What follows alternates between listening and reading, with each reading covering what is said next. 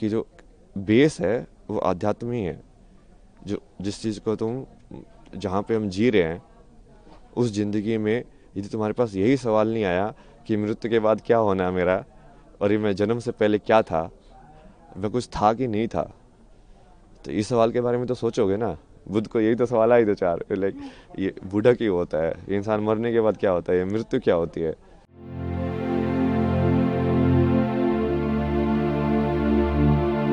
शांत स्वभाव, हस हस मुह, पाटी रे अनर्गल इंग्राजी आउ आध्यात्मिकतार कथा, जहाकु नहीं महाकुंभ को आसीथिबा 1,60,00,000 बाबांक भितरे बारी होई पड़ुछंती से। युवा बयसरे एमिति आध्यात्मिक कथा कहउछंती जहा एबे महाकुंभ मेलारे समस्तंकर दृष्टि आकर्षण करिछि। तांकर हृदयस्पर्शी कथा समस्तंक मन को गभीर भावे छुई नेछि।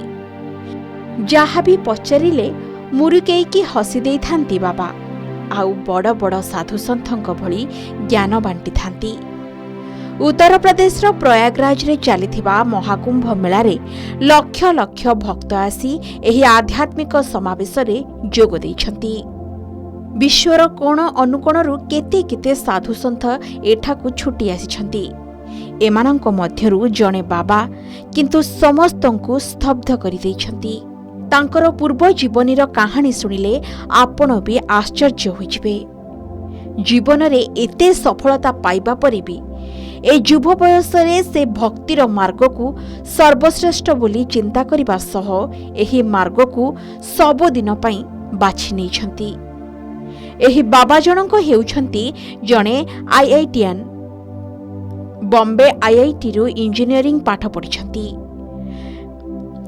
बड़ बड़ चाकरी करी विलासपूर्ण जीवन बिताइबा परिवर्ते से किंतु संसारर सबु सुख को पछरे पकाई पालटी जाइछंती बाबा।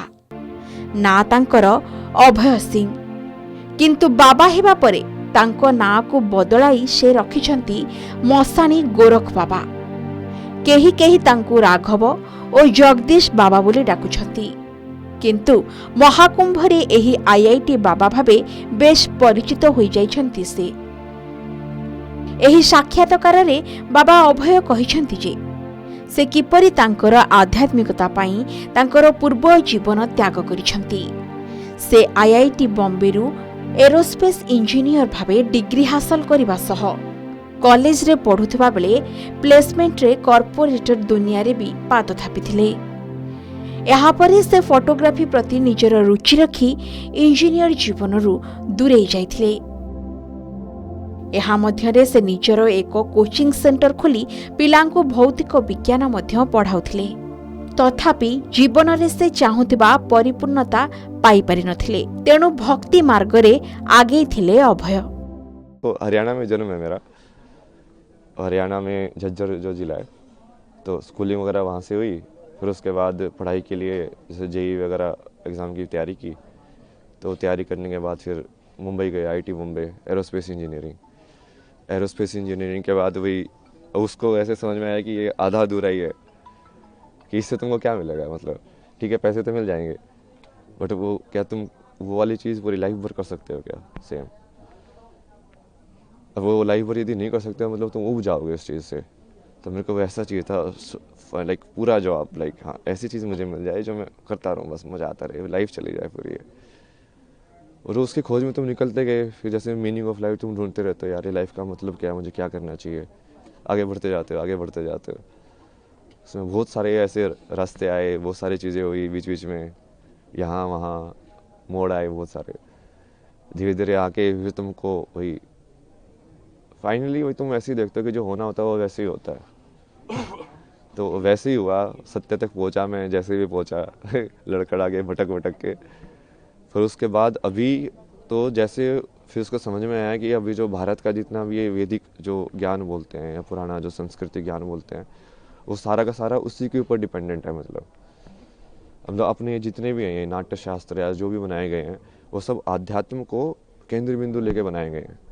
सब राग जो डिज़ाइन हुए हैं, म्यूज़िक से लेके परफॉर्मेंस से लेके, फिर रहन सहन से लेके, फिर जो परिवार का जो विधि है, शादी का विधि है, संस्कार जो होते हैं बच्चों के, सारे के सारे ये उस चीज़ को केंद्र बिंदु लेके डिज़ाइन किए गए हैं, पूरा सिस्टम जो पूरा जो जैसे आश्रम की व्यवस्था थी पहले कि हाँ ब्रह्मचर्य आश्रम होगा, गृहस्थ आश्रम होगा, तो वो पूरा वैसे ही उन्होंने बनाया है कि अब इस माया में तुम कैसे डिज़ाइन करो कि वो आध्यात्म वाला जो कनेक्शन है वो बना रहे, कि लोग खो ना जाए ज़्यादा, क्योंकि माया को तुम हटा नहीं सकते हो, क्योंकि वो माया बनी हुई इसलिए एंजॉय करने के लिए, उसको जीने के लिए।